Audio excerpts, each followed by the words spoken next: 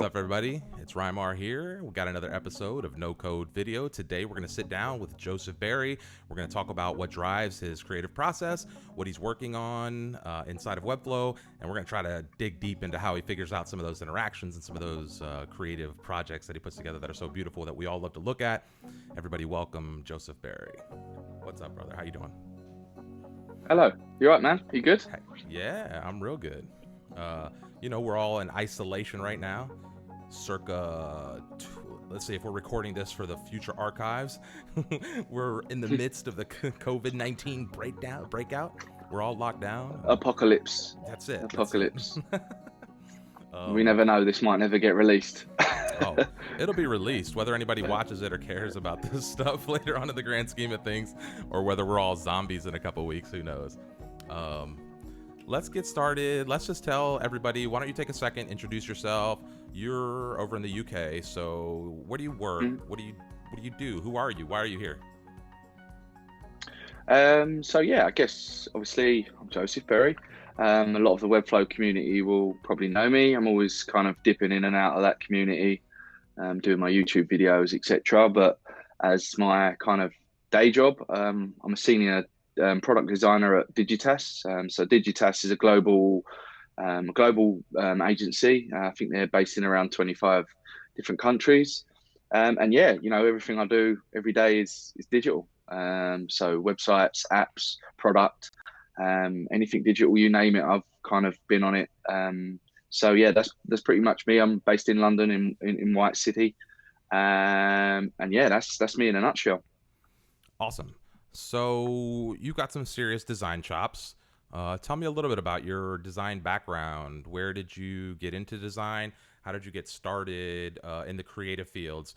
Not necessarily web design, unless that all happened at the same time, but was there any other background for you? Did you go to design school? Where did you get your creative sense or your chops?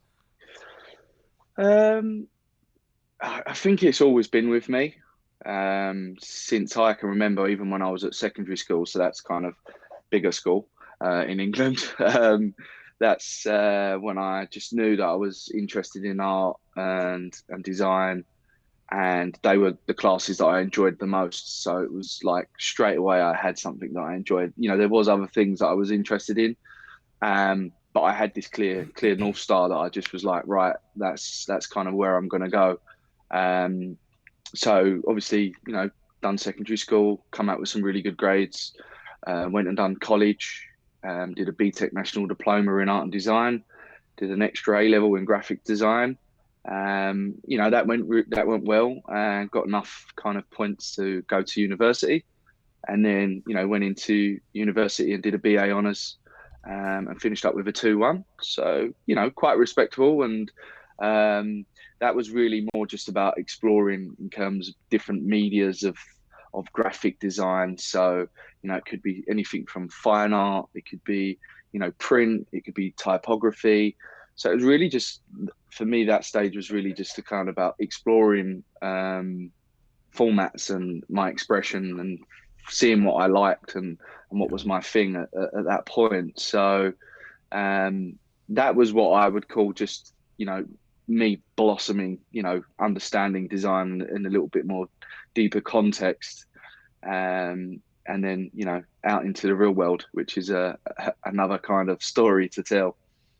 Yeah, I guess that's what I was wondering was it always web-based, or did you have a background just in art and, creative stuff, which it looks like you did kind of get your start as a more formal artist and have then moved into the web space. So tell me about that transition. Yeah. How did you go through that process of you're a designer or artist of sorts? You said fine arts at a certain level. So I got to imagine you got a broad range of skill sets.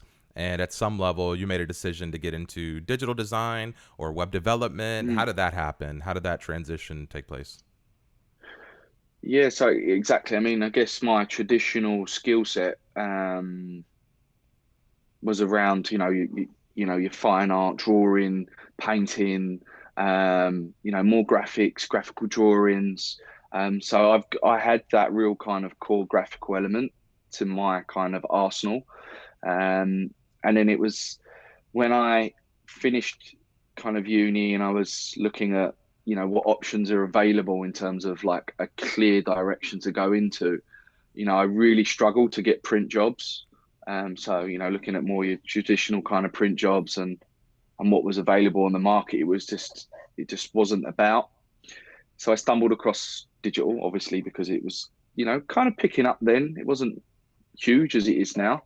Um, and I was like, yeah, I like this. And it was just something that I just instantly kind of felt like this is where I need to be. This is definitely the route because it was a struggle to get print jobs. And I knew that that wasn't going to continue. I knew that was going to get worse. And I just didn't see that the value in print. I'm not kind of disheartening any print because print is still, amazing form of what we do. And it transitions into digital completely. So it was just more on a job aspect and how far I could go. So digital came along, and that was me. I was designing websites and didn't really have a clue what I was doing, to be honest. Just you know looking at various different resources and just trying to put things together. And I was doing kind of a lot of self projects, designing things, and then I got to the point where I was like, I wonder if I could build this stuff. Um, and then as I was kind of going through that phase, I was obviously applying for jobs as well, and I got my first kind of job as a kind of intern designer where I was doing email designs and banners and some really kind of tedious stuff. But I guess that's all part of the journey. Um, and then I just was like, right, I'm gonna learn how to build websites. And then it was learning HTML and CSS, which it just was a real struggle at first. It's such a difficult thing. I think me being a creative person, especially not very academic person in terms of English and maths and all of them kind of things. I struggle with anything literal, so creative is where I'm most happiest being.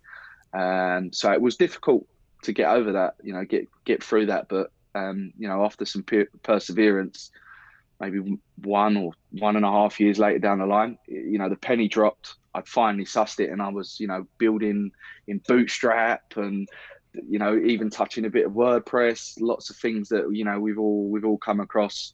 And I was still a bit like, haven't really got the control. And then hey presto, Webflow found its place in front of me, and that was it. That's pretty That, much it. as they say, was it, huh? So what year, how long between you make transition into from design into digital to finding Mm, Webflow, and how far along were you in kind of learning the code process? Because I've done the same thing. I tried to learn HTML and CSS, and mm, like I'm capable of doing these designs and conceptualizing and seeing. And I'm not so much a designer as much as I like to lay out information. So I like designing apps and laying out, mm, prototypes and things like that. But still, not having the mm, ability to translate what I could do in Photoshop or one of these design programs into something on the web was always frustrating for me. And so I always found myself chasing that code knowledge, right? Like, let me go learn the HTML and the CSS, but then you need JavaScript, and then you needed this other thing, and you need some other dependency to talk to the database, and you need this other mm, thing for mm. authentication. And it's like, oh my God. And so it just didn't really work. Tell Yeah, me, I I think mean, go ahead. Go ahead. I was just going to say, like, for me, I think, the strategy that I kind of did was get to a place where I could actually do what I kind of needed to do. For me, I'm a massive believer in, you know, having that extra CSS and HTML knowledge. And I think with interactions, you have to get into the mind of how you program things. And then once you start to get into that logic, it really helps how you break down these animations interactions. So anyone that's going through that, I would say, look, yeah, Webflow is there for you guys to be able to kind of cut that little bit of that pathway out. But I still see a lot of value in having that. It can be a very transition period. For me, it took me quite a while, and there was a few things that I needed to get past before I felt comfortable with actually hand coding stuff. But when I jumped into Webflow, it was just like, I'm at home now. I know the fundamentals of what these properties do, and now I can just start getting crazy. And then, say like 1 year in, I was kind of, just testing the water with Webflow. 2, 3, 4 years, and now I'm just going into it where I can, fully unpack lots and lots of complex things, which I even think, some developers would struggle to put together as well. So that's kind of having that knowledge, I think, has definitely helped me. So that would be one thing that I would kind of recommend anyone that really wants to get to that level, one, understanding it, and then being able to implement in Webflow. It does help for sure. Yeah, I agree. Having what little understanding I had, first of all, of how WordPress worked and how the web worked in general, a little bit of understanding of kind of the things I had done, background with SEO and marketing and stuff like that. But then also getting into the technical side from the code. My biggest hurdle getting into Webflow, and this seems to be like we were on that meetup the other day, and the biggest problem is the positioning, the CSS positioning, understanding the Mm, box model, understanding grid and flex, and how some of these principles works. Obviously, all the different positioning elements, and so I agree. I think that's the biggest hurdle from the code to no code space. To be successful in the no code space, you still kind of have to understand how the code functions and how the other technology works, at least to do more than just a digital mock-up. And even then, you got to mm, like understand if you have some complex design, translating that to mobile, and still maintaining the mm. aesthetic and the proportions. So take me through the process when you deal with a new client, when a new client approaches you. Walk me through how you deal with that. What's your process creatively? How do you set expectations? How do you deal with a new client right at the beginning of that project? So I think that's really depending on that first initial contact. So, depending on what the client wants or what they need, I would observe, make sure I understood what they're asking for.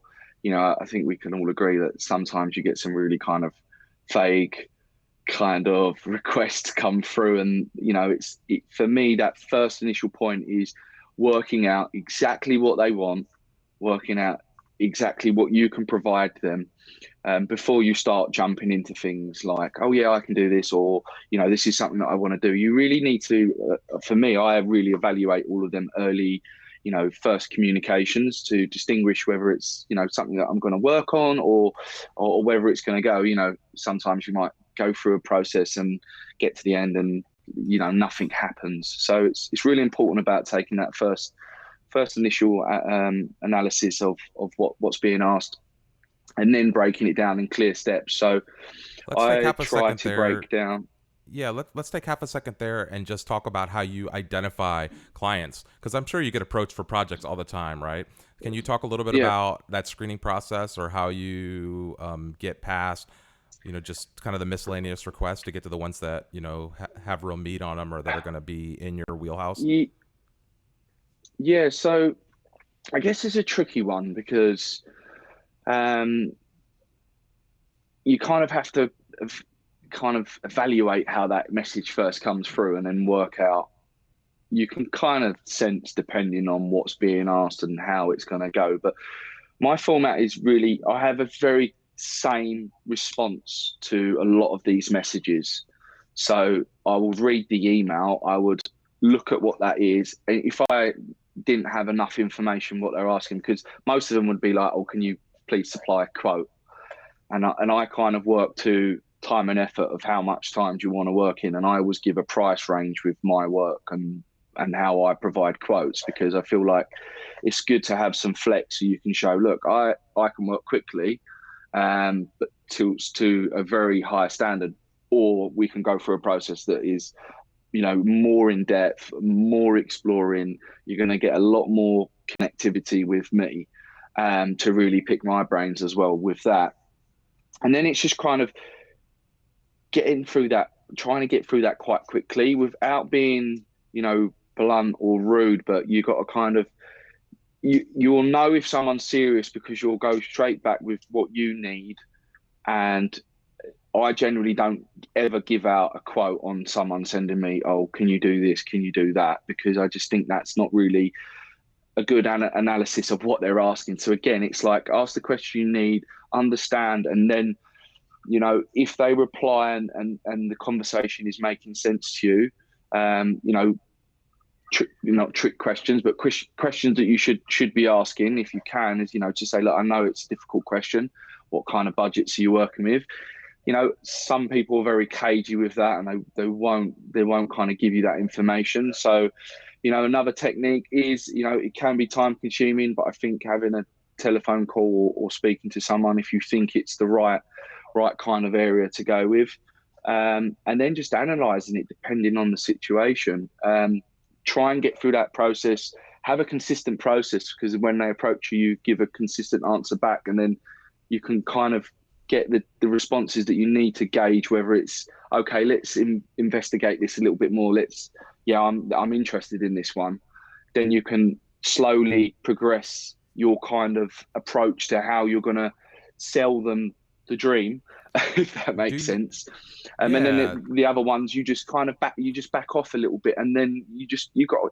For me, I think if you show you're over keen on certain things, I think depending on the client, they can sense that as well. If you're back, oh yeah, I can do this, I can do that, I can do that. I kind of, yeah, I can do this, and what else do you need? And just being a little bit more reserved. I know it's difficult, especially if someone's not getting the amount of work that they want.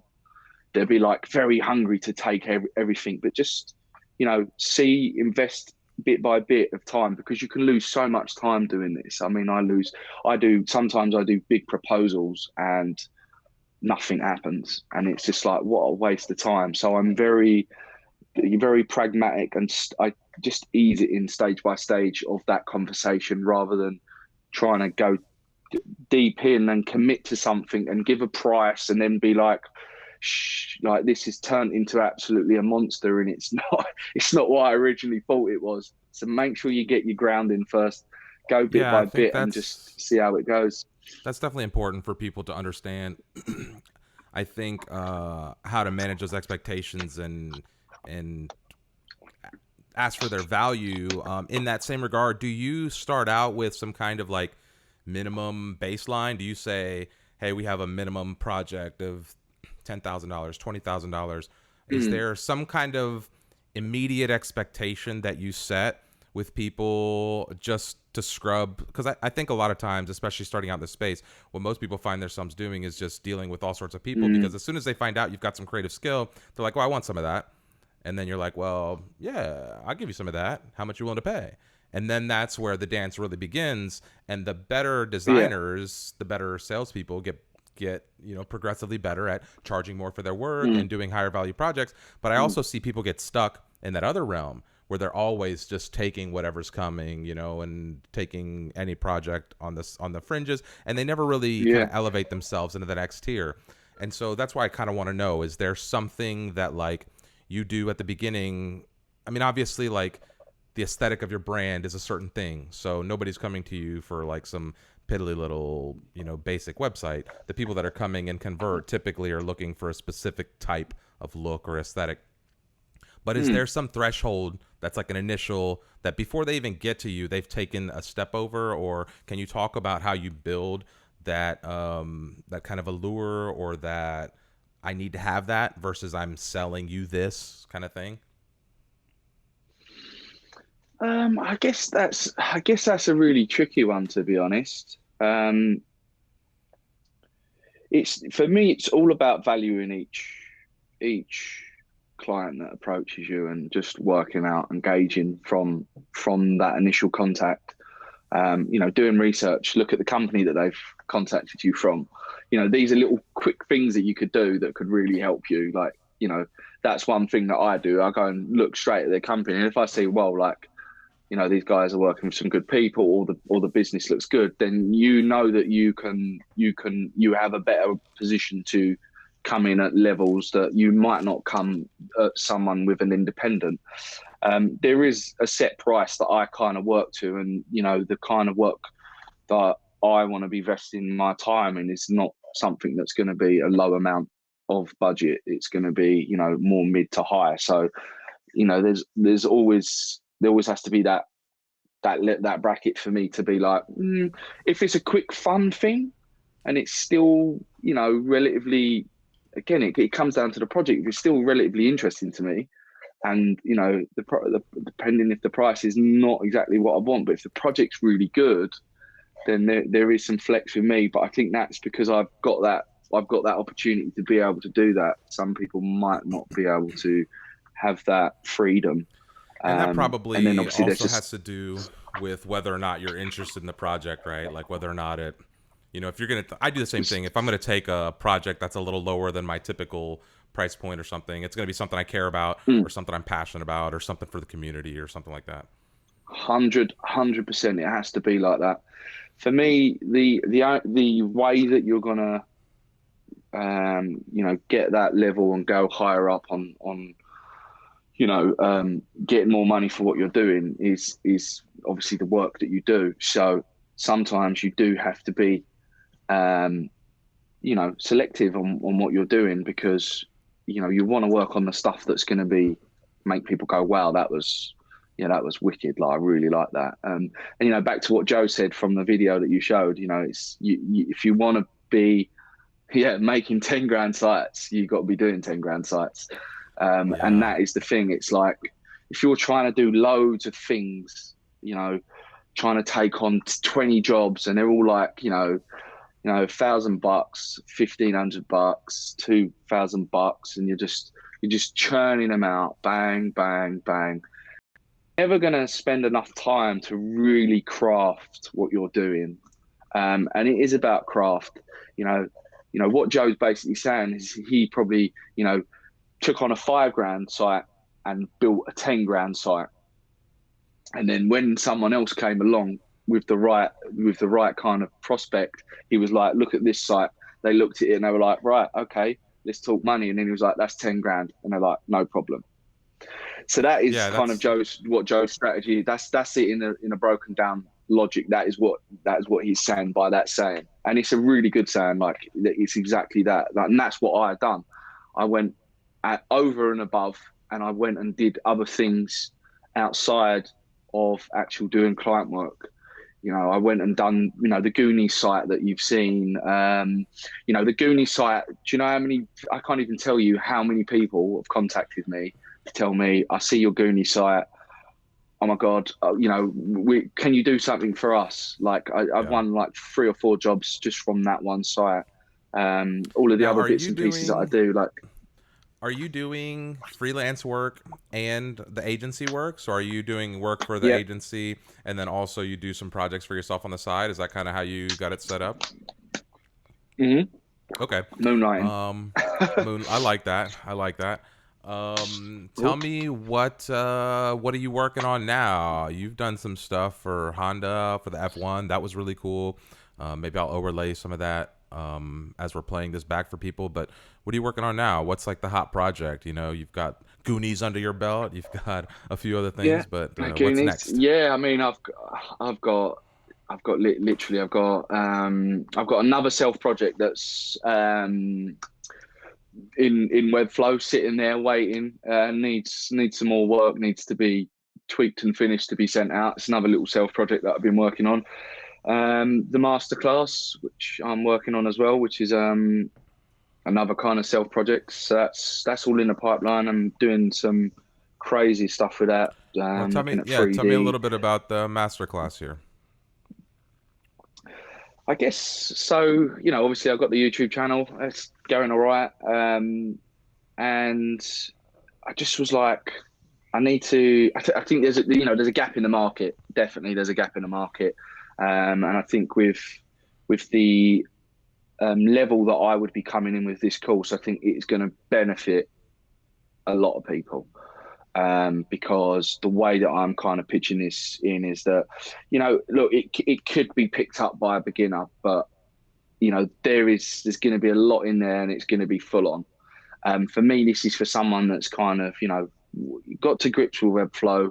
They've got to a certain level, and they're just kind of struggling to get past and understand different techniques and different ways of building out, complex layouts, animations, using them different parameters like we spoke about, Flexbox, CSS Grid, how we can use them in really unique and interesting ways to create, something that's that level above. So this course for me is, I'm calling it, this course is going to take your skills to the next level. It's not about how quickly you can build things or how much money you can make. It's purely down to the craft. And there's going to be theory inside of it. I'm going to talk about some of my design theory. We're going to do kind of little workshops where I'm kind of sketching out things and showing you some of my thought process and how that goes in. Obviously there's going to be lots of building there, so we're going to be building across, I think I've touched every single animation that there is inside of Webflow. So it's going to be covered full end to end. We're going to be looking at exporting code, so code from CodePen, and we're going to be looking at how we inspect and do different breakpoints and how we really, really fine tune, a design through all of them different breakpoints. You're going to be getting that full end to end. It's a full end to end course, really.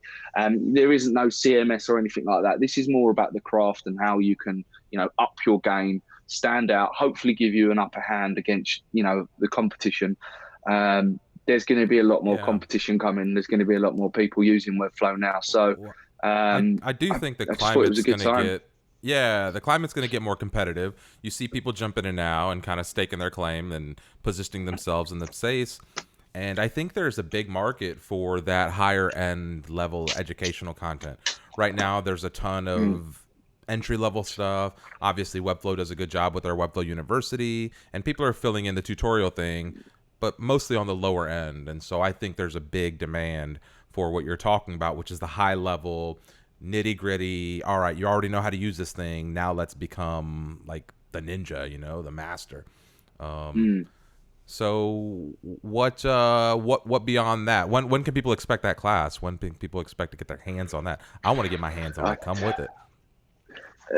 yeah, well, that is, I think it's kind of have to be a little bit of an ongoing project for me because, as you know, with video production, there's going to be a lot involved, and even with the complexity of what I'm doing, I'm gonna have to, storyboard a lot of this up. I'm gonna have to write notes.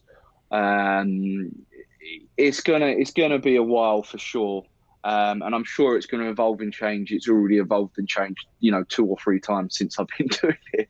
So not soon, definitely not soon. I'm going to get a landing site which is going to explain what you're going to be building, some cool ideas that I've got round. I'm going to have like an audio tour. So like there'll be different audio spots along the site that will basically kind of explain, oh, you'll be doing, 3D transform, animation here. You'll be doing a scroll animation. As you go down into this section, you'll be learning how to do complex click animations. And I kind of want it again with the site. The site is going to be a whole extension of me as a creative, and you're actually going to be building that site. You're going to build everything what you see and explore, and you're going to get into all of the nitty gritty of that. So yeah, it's not going to be soon, but I'm going to slowly chip away at it, and hopefully 3 6 months maybe. The It might be a teases bit of all ambitious. teases. Joseph Oh Barry teasing all of us with his masterclass. He dropped some video into the Webflow Facebook group. I saw it on Twitter the other day, and I'm like, come with it, come with it, come on. That's why I had to have yeah, you on here. What yeah. uh, There's a what lot else in is there. exciting? What do you think about this no code space? Let's just talk about that for a minute. What do you think about the whole Mm. evolution of the term no code? You see this whole kind of industry evolving right now. Just what are your thoughts on no code in general and where this is headed? Um, I think there's always going to be, for me, there is probably always going to be a stigma with no code. Um, feel like, when you get into the real big bad world of development, um, developers get a bit phasey with with tools like Webflow and stuff like that. Um, I think it's going to be a whole generation of people that want to do. I think that is the great thing about no code. You can go and do it. You can actually, create online products and you can create websites. You don't have to go through that blood, sweat, and tears of probably what me and you have gone through trying to learn that code.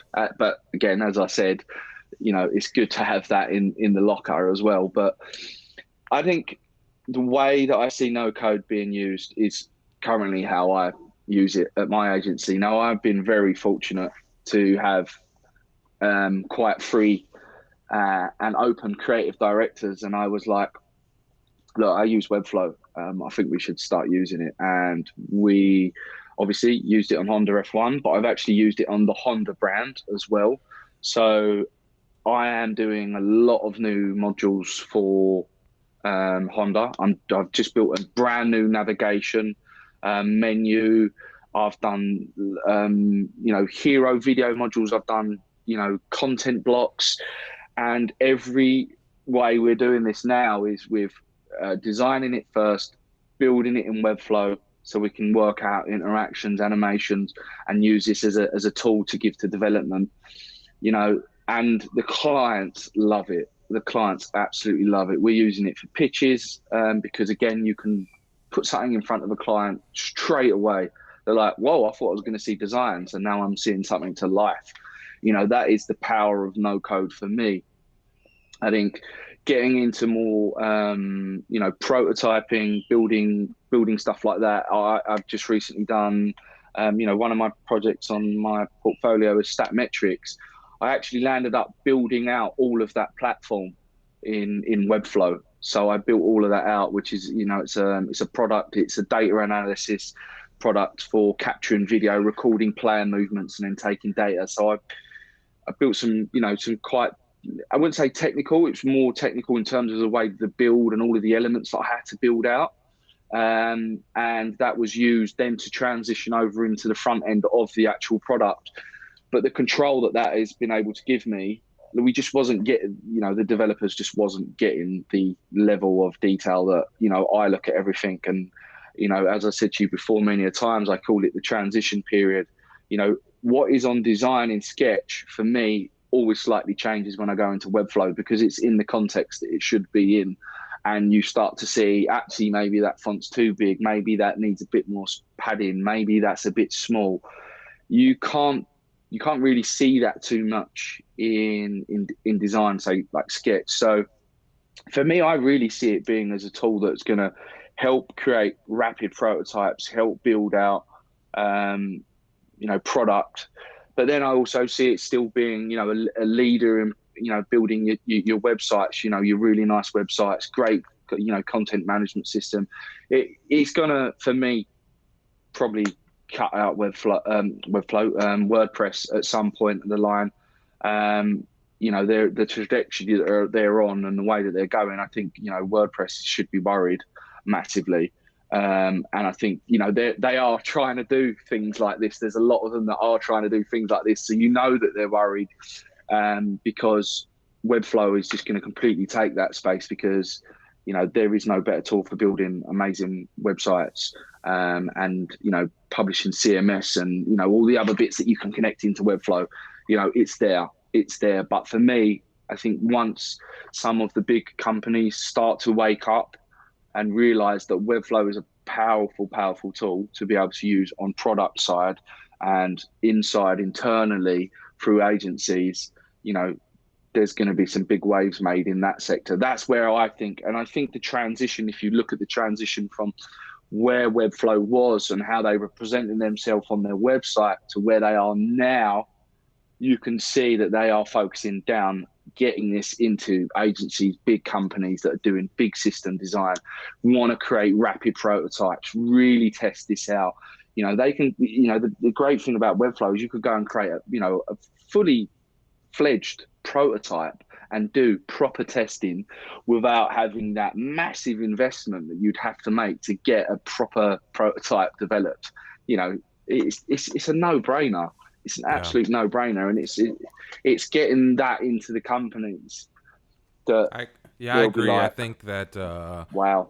as that starts to pick up and as more large enterprise level operations start using it on the back end, we'll see that adoption curve pick up.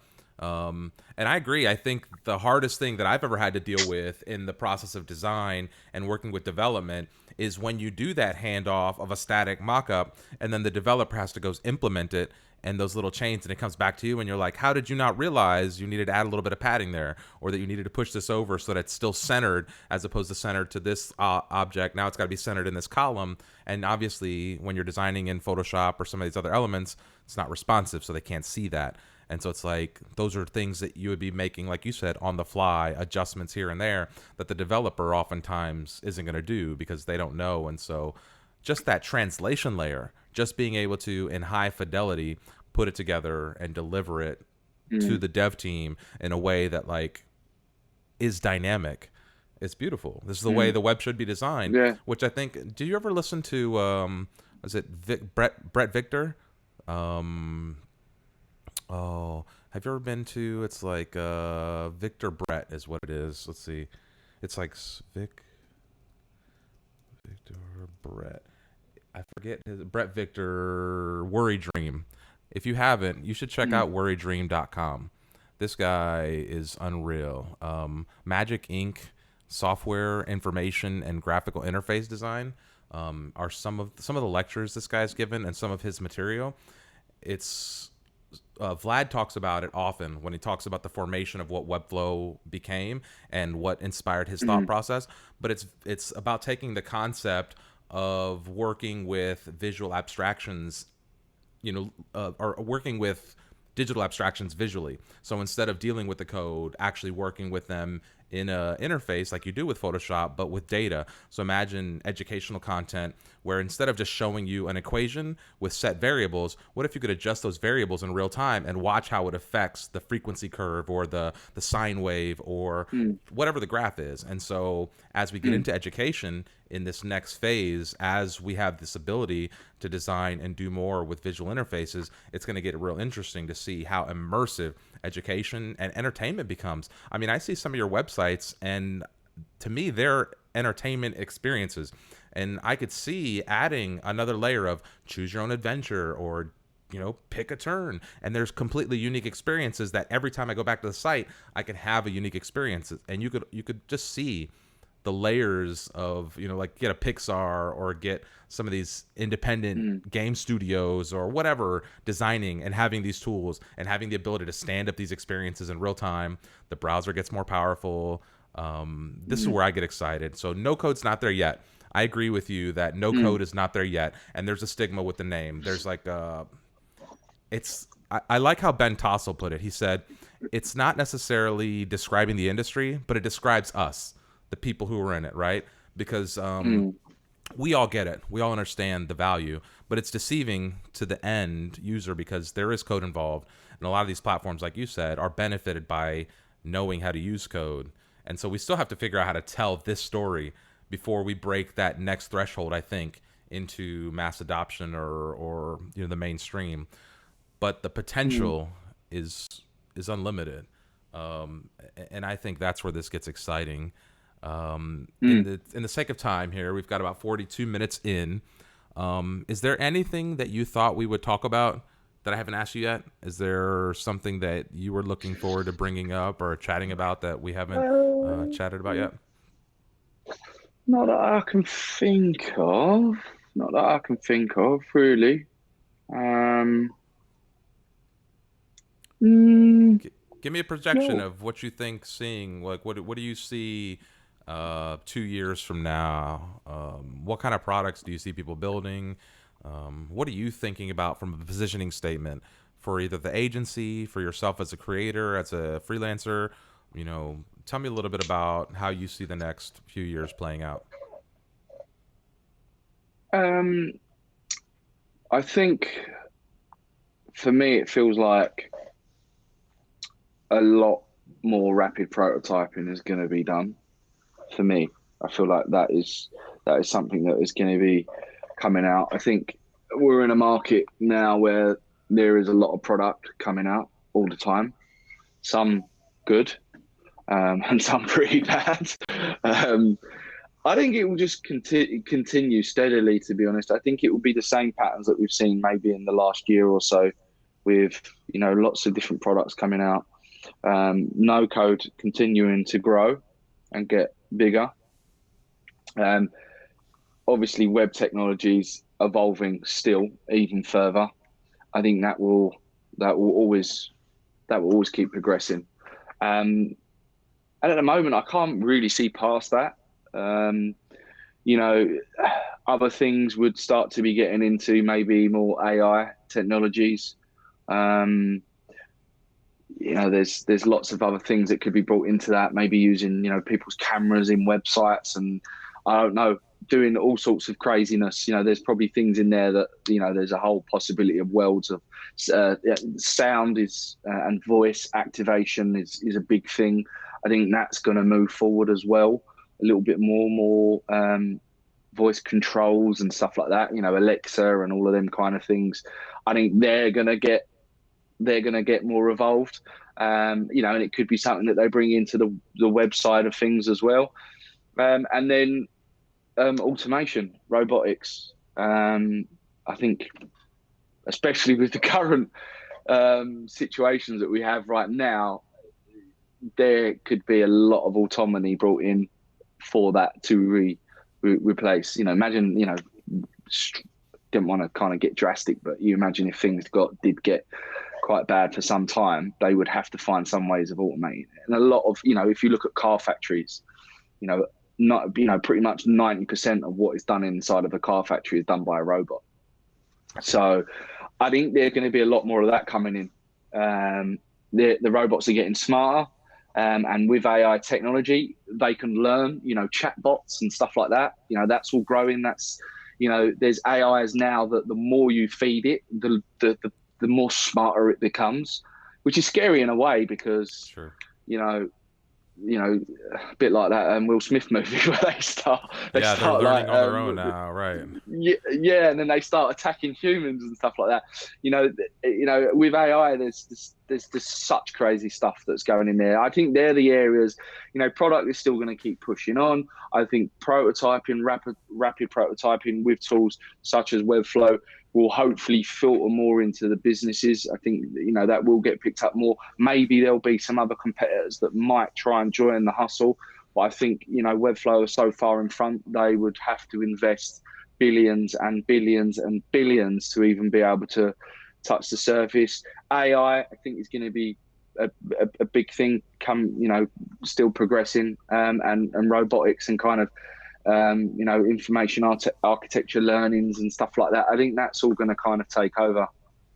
Okay, I think that's I mean that's probably you're pretty right on with most of that. Um I don't think anybody can really tell where all this is headed, but let's send people away with something that they can use. Why don't you hit me with a couple of your favorite resources for creativity? Like, where do you go for inspiration? Mm, Maybe leave people with a little bit of your thought process for how you get inspired on new projects. Give me some kind of mm, takeaway here for like where I can go to just put a little Joseph Berry on my next project. great. So, yeah, I think, we spoke about this the other day, and the key importance of having a reference now and how you interpret that reference is really important. There's always the distinguish between, plagiarism and copying, and how you move through that. But for me, you know, having that kind of base direction would be, your typical kind of places, your AAW awards, looking on Behance, maybe Pinterest, Site Inspire, having a few different options where you can go to. I found, Instagram is quite good as well. Like following the right people though is kind of crucial to that as well. And just having your eyes open. I know that sounds really stupid, but find the style that you want to interpret and how you want to convey something that you've seen as inspiration. I think that's the really important part of having a direction, is not taking that and then being able to evolve it into your own creation is really important to having, um, you know, being unique is important there. So for me, it just really comes down to, you know, getting into the direction of where I want to go, and then looking at them for, you know, core fundamental building blocks: typography, colors, layout, space, white space. You know, understanding them and working with them as your blocks is a good place to start then to build out, you know, the design or direction. And I think having phases of exploration is really important. Not just going for the first thing that you come up with.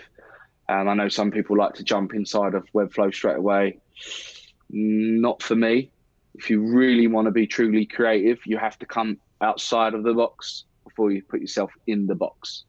And I think that's a really important thing. Be creative, play, try different routes, have some key directions, you know, build, explore, like push, and think about what you're doing. You know, really think about what you're doing and the elements that you're putting on the page and what they mean to you, what they mean to the design, and what they maybe mean to the business objectives is really important. And just trying to do things differently. And having that reference again is gonna help you have like a bit of a guide to go with of, you know, how you might position things, how you might do textiles, how you might bring color in. For me, it's about getting that first exploration down, you know, getting them ideas down, exploring, opportunities and possibilities, and then, you know, walk away for a bit. I do that quite a lot. I'll start working things up, then I will like stop and I'll maybe go and have a look at something else, and I'll see something else I like, and I'm like, oh yeah, I like that, and I'll put that in there, and then I'll try another option, and I'll just be tinkering around with that and playing with that, and then I'll be looking at both, and I'll be just observing and just working out, do I like that? No, I don't like that. And then just keep refining till you get to a point where you're like, right, that's what I'm liking. I think that works. Then it's thinking about how you can start to build out animation ideas. And then again, it's going back to get that reference. So get on your dribbles, start looking for animation ideas, start building up, playing around with the design, get in there, like move things around, thinking if that came from there, or even just design it, quickly grab that ball, duplicate. Imagine that came in. Do you know what I mean? It's about that preparation that is so important. And I think the downfall to Webflow is people elude themselves into thinking that they can jump straight into Webflow and start creating amazing stuff. I'll be brutally honest, no. It's not going to happen. If you really, really want to push yourself, you need to explore, reference, get your ideas down, get some direction. And then Webflow is the tool where you can get in there and actually be like, no, that wasn't right. I'm going to do this now. And that is a lot better. But because you had that idea, it's then giving you more ammunition to be able to create other ideas. And I think an idea for me leads on to another idea. And that is why it's important to create ideas, because when you get another idea, you'll then have another idea. And then you just like, well, what do I do with these ideas? I need to just think about what one's going to work, slow it down. And then you've got options. Do you know what I mean? I think if you go straight into Webflow, you're going to be like that. And you're going to be like, oh, and you might get stuck. It might be the way that you like to work. But for me, no. Yeah. Then I love that. I think that's kind of a brain dump. Yeah, no, that's so good. I like that. I'm going to cut that last little section out. I'm going to put that out as a standalone video because that's really good. And I think a lot of people need to hear that. I need to hear it. I do that a lot where I just jump straight in. I do sketch by hand, and I kind of organize some ideas out. And I guess it's not as bad when it's a simple project. If it's a multi-page site or if it's a bigger thing, then for sure it requires a lot more planning out. But that's great advice. Joseph, I could chat with you all day. I think we'll have to do this again soon. I'll chop these videos up and I'll start releasing them on the nocode.video website. Anything else you'd like to say before we get out of here? I think that was an amazing way to end it. No, that's it, guys. Just keep building, keep creating, and just keep pushing what Webflow can do. And you know, that's kind of why I do what I do. The satisfaction of you giving me, you know, the response and support that you give me kind of spurs me on to want to feed you more ideas and, you know, teach you things, and hopefully you can learn from my wacky ways and just keep building amazing sites. Awesome. Well, thank you very much for hanging out with us. I appreciate you guys for tuning in. This has been another episode of No Code Video. Thank you so much. We'll catch you next time.